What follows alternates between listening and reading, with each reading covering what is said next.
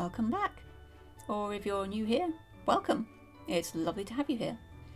And here you find me once again making my Christmas cards for this year. And as ever, I start out with one of the most fun parts of the process, coming up with the design. You can see I did quite a few different sketches, but I ended up with this one of a cat with some baubles. And my first job is to make sure it actually fits these nice cards that I've ordered. These are Fabriano cards. I think they're 300 GSM. But yeah, having done the sketch and made sure I'm happy with it, I've just taken some measurements and I just want to make doubly sure that my artwork will definitely fit the set of cards that I've ordered. You can see I've got a nice deckled edge there as well. I love a deckled edge. And I've got this soft cut block left over from a couple of years ago when I first started getting into Linocut printing, and I do want to use these up, but I've also got this set of traditional Battleship Grey lino, which I think will actually be a slightly better size for this project. They're just a little bit narrower. So I'm going to stick with those, and I will find a use for the soft cut lino at some point down the line. So now I just have to crack on with working up my messy sketch into an actual design that looks good and not like a child's drawing. Not that there's anything wrong with a child's drawing, of course. And I'm actually going with a slightly different style for this. It's going to have a slightly sort of naif, storybooky look to it, because we got this naughty little cat who just can't resist playing with the decorations on the Christmas tree. And if you have any pets, but particularly cats, they just can't help themselves, can they? They see the pretty shiny dangly things and they just can't help themselves. But anyway, I'm keeping it fairly freehand, but I am using a compass to draw the bauble, which is like the focal point. Because even though I'm going to be drawing this freehand for the most part, I want the image to have good bone structure. So I'm using as many tools as I can for laying out the artwork, and then I will deliberately rough it up to give it that more handmade kind of feel later on. I'm just correcting a couple of little mistakes as I go. I want the cat to have a little dinky dainty paw, so I've just made that a little bit smaller. The eyes started out looking a little bit wonky. I don't know what it is with me. I struggle with symmetry, particularly in faces. I always end up with one eye slightly higher than the other. Even if I measure things, and I know all my theory, I've studied my anatomy, maybe I have wonky eyes. Maybe that's it. I'm just going to blame that. So I'm deliberately keeping this year's design quite simple, because if you watch the series I made last year, which is a lot more complicated and in-depth, because my design ended up being very complicated and in-depth. I basically suffered from major league scope creep, and I also started way too early. Oh, sorry, I started way too late in that one. So for this round, I started sort of late October doing the sketching and thinking about it, with the hope and expectation that if I stick to my guns this time and keep it simple, don't let ambition creep in and destroy all my hard work, then I should have a decent chance of getting these out, or at least getting them finished in good time for December, so I'm not rushing at the last minute, basically. More on that later. Foreshadowing. So I'm just going over the lines now, and I'm moving, as I say, onto more of a freehand way of working. So I used my ruler, measuring instruments and compass earlier, as I say, to give everything good bone structure. I love that phrase. But yeah, you want all the you want the horizontal stuff to be horizontal, the vertical stuff to be vertical. And here I'm just making some notes on the different colours that things should be in the final print. There won't be a lot of colours. It's basically just red for the bauble, green for the tree, and then black for the cat. So now the line work is pretty much there, it's time to trace it onto this tracing paper, which I'm just folding in half in the first instance to trim it down to size for the block I'm going to be working on. Because these are sort of A6-ish sized cards, I need half an A4 piece of paper, so... Or, sorry, did I say A6? I mean to say A5, don't I? Half a sheet of A4. Or slightly smaller. I'm quibbling. Either way, I will save the other piece of tracing paper for another project. I love my technical pencils, and I particularly love sharpening them. You need these special sort of rotary sharpeners, but you get a really fine point from a technical pencil. And when I'm doing the trace, I normally will use a 2B, or I might start with an HB and then go over it with a 2B, because the 2B is just slightly softer and that graphite will transfer just a little more readily than the HB. But for this part of the process, I'm going back to using my instruments again, because when I do the actual carving, it will naturally become quite rough and wonky, and I just want to make sure that the registration on this piece of paper is nice and sharp. I haven't used any clips or anything to affix it to the paper because it's quite small and it would be so finicky to do that it would almost defeat the point. Basically, if I just keep my hand pressed gently but firmly on the tracing paper as I'm working, then I shouldn't see any slippage. And yeah, once you've got your registration marks and you've drawn a box around the outside, that's basically your registration sorted for this part of the process. I'm being extra careful with my lines around the cat. He's the star of this show. Cats always are, aren't they? They make sure of it. But yeah, I don't mind if all the rest of this image is a bit wonky, a bit rustic, frankly a little bit silly looking, but this cat, I really had this very sharp idea in my head of how I want him to look, and yeah, he's pretty perfect. So I'm just going to look at my clean artwork, and there's a couple of things that are slightly bothering me about it, so I just flip the tracing paper around so I can see the mirror image, and I find when I do that, all the little things that are wrong that my eye can't see, normally they suddenly become very obvious. And I can see this ear is perhaps just a little bit too low. It's making him look a little bit like he's turning around, which is fine, but I want him to be a little bit more square on camera.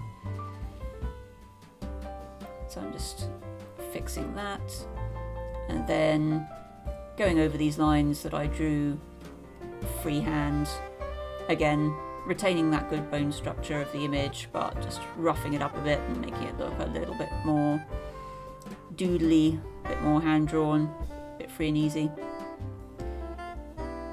You wouldn't believe the amount of work often that goes into making something look simple and quick. I often, even though my intention for this image was to make it simple and quick, actually complicated things quite often can take even longer. But that's my trace done. I'm happy with that. On guard! sorry, I can't help myself. My trusty spoon is here to help me with the transfer stage. And I do find it very pleasing that a humble dessert spoon is a necessary piece of equipment for doing Linocut printing. I know I could get a proper dedicated, professional artist's tool for doing this part of the process, but I enjoy using the spoon, okay? Sue me. Well, I say enjoy. You will see from this sequence, it takes quite a lot of work to get the transfer just right. It's transferring quite well, but it's a bit patchy. I just peel bits away, being careful not to move the tracing paper as I go, just to see if there are any little corners I need to work into a little bit more. But yeah, this part's fun, it's pleasing, even if on larger images it can take a while. But there's my trace done on the first block. I'm actually going to do 2 traces for this print, because I'm going to print the Linework, basically everything that needs black ink, on one layer, and then the colour work, basically the red and the green for the tree and the bauble, in a separate layer, but still both together. So now those are both done, and theoretically they should match. Theoretically.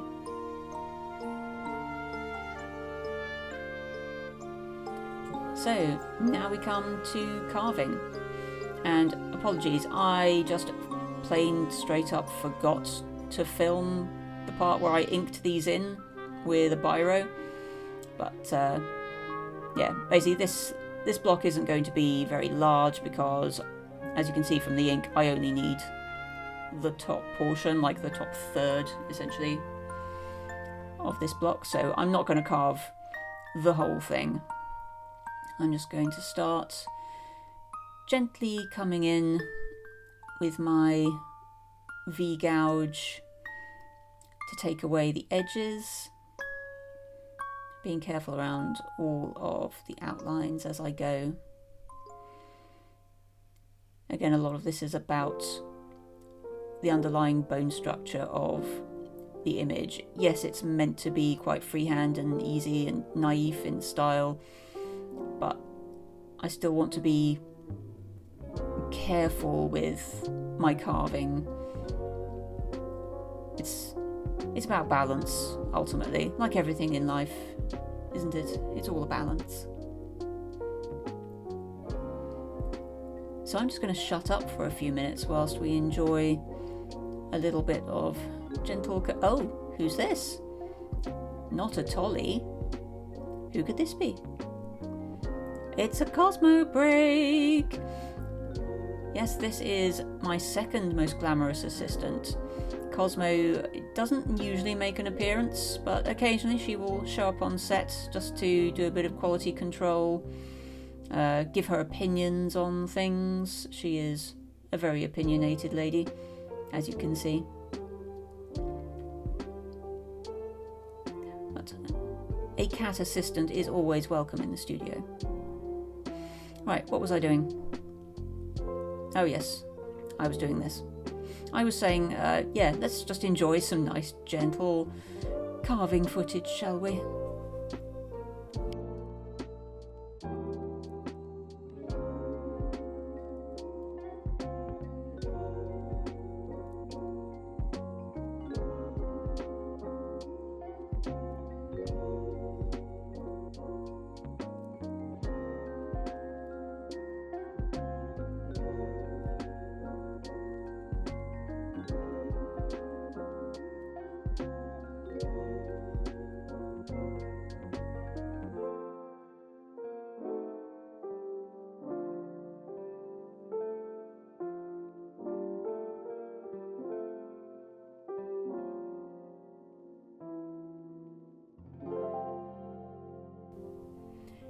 Now, there are differing opinions, all perfectly valid opinions, on whether or not one should carve into a corner or out from one. The eagle-eyed observer will notice I do both, and yeah, there is a logic to doing both. Normally I would say it's preferable to start from inside a corner and then carve out away from it, but sometimes, like for these very fine corners in between the needles, and especially if I'm using my finest V-gouge tool, I just find it's sensible and preferable to carve into the corner. So yeah, there's no right or wrong about it. Sometimes one thing will work, sometimes another thing will work. So yeah, if anyone ever eggs you about, don't carve into the corners, carve away from the just tell them to shut up. It's not their business. Anyway, that's my little rant over and done with. Now that I've carved away about as much initially as I need to, I'm just going to go in initially with a scalpel just to cut this working part of the block off, and then coming in with a slightly sturdier craft knife. I say it's a slightly gnarly one, this one. It was my craft knife that I used for actual crafting until Mr. Turner borrowed it to do some DIY, and it's, yeah, just all the blades are rusty and gnarly, and it's seen better days, frankly.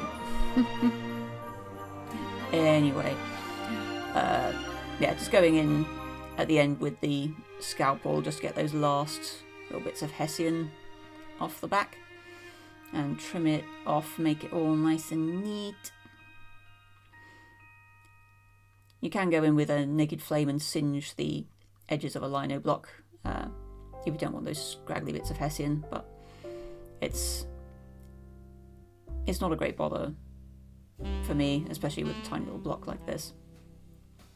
I just like to smooth off the edges of a block, because often you can get some little raised edges that aren't necessarily desirable.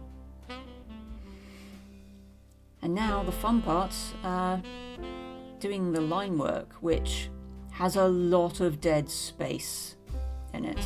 And I did toy with the idea of just cutting a big panel out of the middle of this block. For some reason I decided not to do that in the end and persevere, because I like a bit of chatter on my images, even though I was trying to reduce the chatter as much as possible for this print. And yeah, if you don't normally do Linocut printing, chatter basically just refers to any sort of stray bits of ink that get caught on raised areas of the block and transferred kind of by accident, and they can form this lovely sort of halo almost around the image. Some artists hate them, and want to avoid them at all costs. Others really love them and embrace them. I'm somewhere in the middle, maybe. I like anything that basically is a little sign of the artist's craft and the human hand at work. Those tiny little imperfections that make everything perfect. And speaking of tiny perfect things, I am being so careful going around this cat's little paddy paws. They're so cute and tiny. But yeah, that is a consideration always when doing the line work in the initial design, just thinking about how you're going to carve this thing before you even start drawing it. That's something, sorry, I should have mentioned that earlier, shouldn't I? But yeah, I realised having lots of stray sort of black lines here and there for bits of string and the wires for the lights and the whiskers on the cat and the borders around the image, that was going to be a real bellyache to carve. But I'm up for a challenge. Again, the scope creep, you try to keep things simple and then actually you realise that just plain clean lines, if you're drawing, that is very simple. However, if you're doing any kind of relief printing, narrow straight lines are really complicated all of a sudden, because you need to remove all the material around them. But anyway, this is part of the joy of relief printing in general, just going through this process of, oh, who could this be? Surely black paws, black ears, this must be a Tolly. No, it's Mr. Jangles, making a cameo appearance. Mr. Jangles, I should say, is not actually our cat. He lives in the neighbourhood and pops around occasionally. He's a cool dude. He also has opinions, and he approves so far. He just likes that I'm finally doing a Christmas card with a black cat on it, I think. More Christmas cards with black cats, basically, is the vote in this household. Why should black cats be just for Halloween, yo? Let's get some black cats into Christmas, into Easter, whatever else and whenever else you might celebrate. Anyway, whenever I'm clearing out very large areas of dead space, I like to go vertically in reasonably straight lines. You will get a little sort of halo around every individual element, but I quite like that, because again, if you do get a bit of chatter, that little sort of buzz around the subject and then those clean vertical lines in the dead space in the middle can just look really very pleasing to me. And at the moment, as I say, I'm trying to minimise the chatter that I get as much as possible, so I don't even know if you're going to end up seeing any of these. But we'll find out, won't we? Because it's time to start the first part of the printing process, printing the colour. And I've actually got some ink left over from when I did my Pond Life print, which is all lurid green toads in a pond with lots of lovely duckweed, etc. So I'm just looking at these and wondering if I can reuse them. I think I'm going to use the lurid green that I used in the pondweed and the background. I've got quite a lot of that left over. The slightly sort of murky toady green, I'm not sure about. I will just put that away and see if I can find a use for that elsewhere. I'm just going to thin this out with a little bit of extender, just to help it go a little bit further. There isn't quite enough here, I think, for what I'm wanting to do. So I'm just going to bulk it out a little bit with that and add a tiny dab of wax dryer. Oh, sorry, excuse me. And just making sure also that I have a nice clean block and there's no little bits of dust clinging to the corners before I start work. I start by adding in the extender and mixing that as thoroughly as possible before adding a little bit more. I've decided that actually I can get away with bulking it out a little bit further. And then I'll mix in the wax extender as well and make sure that everything is thoroughly mixed in, so there's no discrepancy in the curing time or the finish, essentially. I'm not normally a one for using inks and paints straight out of the tube, but for a Christmas card where you've got a big shiny bauble, I think it's got to be done. Just, plain old primary red. Getting the same treatment though. I add a little bit of extender now almost as a reflex, just because I like what it does to the viscosity of everything. It just feels like it's a little bit easier to work with when I have a little bit of extender in there. And the wax dryer, of course. Keeping my hands nice and clean for this bit as much as possible, because the last thing I want on my prints on my very expensive, lovely Fabriano paper that I've ordered is big, dirty fingerprint splodges. So I'm starting with the green because that's the larger area, just working it evenly over the palette and also over my roller. Doing the same with the red as well, so that I'm basically ready to rock with both of these. I'm being very careful as I go, because I made the decision to keep these two elements on the same block. It's almost a jigsaw style block that I've got here, almost, but not quite. But yeah, I just want to be extra careful that I don't get any transfer of the red ink to the green area and vice versa. I don't think I actually mentioned this at the time, but I did do the classic thing of making a boo-boo with carving the bauble, in that I carved around the edges initially to help demarcate where I'm supposed to carve. That's why you go around the edges first. And then, absolute dipshit, pardon my French, I then carved inside the line that I was supposed to carve outside of. So I've ended up with a bauble with a couple of bits carved out of it that I didn't intend to necessarily, but I decided to roll with it because it just looks like a bit of bounce light, top and bottom.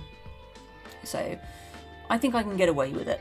I realised as soon as I'd done it what a mistake I'd made, but you know, I'm a great believer in embracing mistakes as much as you can and just making it a feature if you can. So I've got this homemade little jig that I'm using just to register everything on the card. Basically handmade out of the backing boards for a couple of paper pads. So hopefully I'll be able to reuse it for some other projects. Okay, first one, not too bad. Bit patchy, and the bauble, as you can see, because of that bounce light, which wasn't entirely intentional, is no longer perfectly circular. After all that crap I spoke about, you know, good bone structure and using the compass and everything, but you know what, it's Christmas, it's, you know, some fun little cards for friends and family. I'm putting an awful lot of work into this. I just didn't have the time to correct that mistake, so I decided to roll with it. So whilst the first layer is drying, I'm just going to continue going over my line work a little bit more. I decided that actually I want to reduce the amount of chatter that I'm likely to get as much as possible for this image. Possibly because I'm just feeling a little bit rueful and self-reflective over that balls up with the bauble. That baubles up. Does that work? Not sure. Anyway, yeah, I'm just being as careful as possible, especially with, you know, really important areas like the eyes, to get them really needle sharp and nice and deep, so that we have very decisive lines and striking colours. So now we're back to printing a few days later. The cards have dried and I'm extending my black with just a little bit of white, because I decided I wanted it to be just a little bit charcoaly, not quite a midnight black. And going in with the wax dryer as well.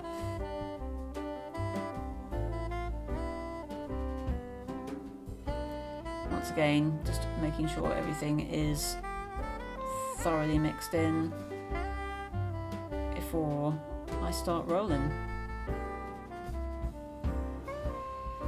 I'm trying to get a nice, thick, even covering all over my roller,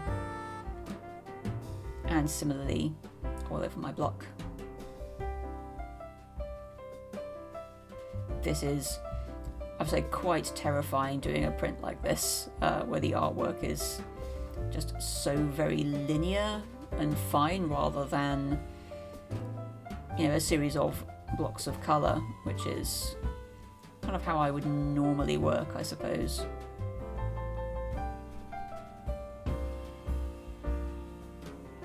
I just use masking tape over some areas that look like they might be a little bit too chattery.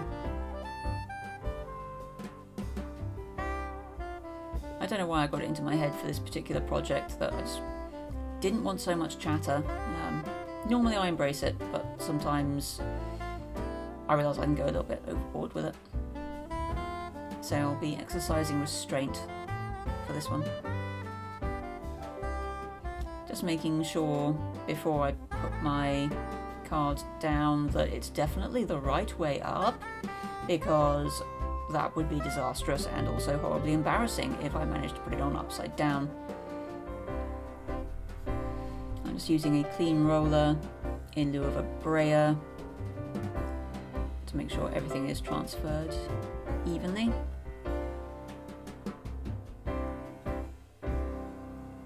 I'd say it's always quite distressing for me editing these videos and watching them back, because it's just a reminder of, like, oh god, are my fingers really that fat and chubby? Oh my god. But there we go, print one. It's a little bit rugged. The first one always generally is. You don't get perfect ink transfer on the very first one. But I think for a number one, that's actually pretty darn good.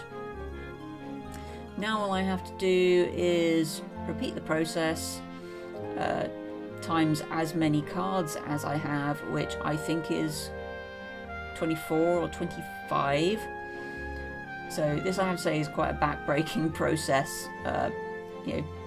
Bending over my workbench, which is also my kitchen table in this instance, having to redo the masking tape for every iteration. But they're turning out well, so I think it's going to be worth it. All of which brings us to the final part of the process. I just kept these back in the box for a week or so with the envelopes that they came with, just to keep them safe whilst I was doing some other crafty things. And I'm just going to finish off by doing the colour in the cat's eyes and the fairy lights on the tree. I'm using up these old gouache paints, which are about 10 years old, possibly more. And unfortunately, because my camera conked out repeatedly as I was trying to film this, I actually can't show you much more of this process than what you see here, because I just had too much footage on the camera. But there you can see he's got lovely blotchy, sort of splodgy colour in his eyes, and also that lovely sort of watercolour effect on the lights as well. And I really love how these look now that they're finished. I like that some are a little bit patchy with the ink, and some are a little bit more solid. I love the variation in the lights with the gouache paints. And I like that we have ended up with a little bit of chatter here and there, particularly around the edges. I love that finish. And the bounce lights on the bauble, actually, they don't look too bad. I'm quite pleased I was able to salvage that in the end. But that really is what makes handmade Christmas cards so special, knowing that whilst they're all consistent, every single one is unique and made with love for the person who eventually receives it. And wow, that was a lot of work doing it all of, as I say, like 24, 25 odd times. It is quite an undertaking, and it always takes longer than I expected. So now I think all the hard work is done. I'm just going to enjoy writing my Christmas cards, getting stuck into some Christmas coziness with candlelight and cats and Christmas trees and Die Hard and Gremlins and all the good stuff. And yeah, just trying not to stress out, I suppose, over the Christmas period, because in all seriousness, for me, Christmas can be an increasingly sad time of year, if I'm honest. For all sorts of reasons. As I get older, I get very emotional. I'm a very emotional person anyway, but it's always amplified at Christmas. So I suppose, if nothing else, I hope that this video has brought you a little bit of joy and inspiration for your own Christmas crafty projects. And I'd like to take this opportunity to say thank you again so much for spending time with me as we've gone on this little Christmas card making adventure. And wherever you are, however you celebrate and whatever you celebrate and whether or not you celebrate at all, I wish you all the peace, joy, love and happiness in the world. Thank you so much for watching, and Merry Christmas. God bless you now.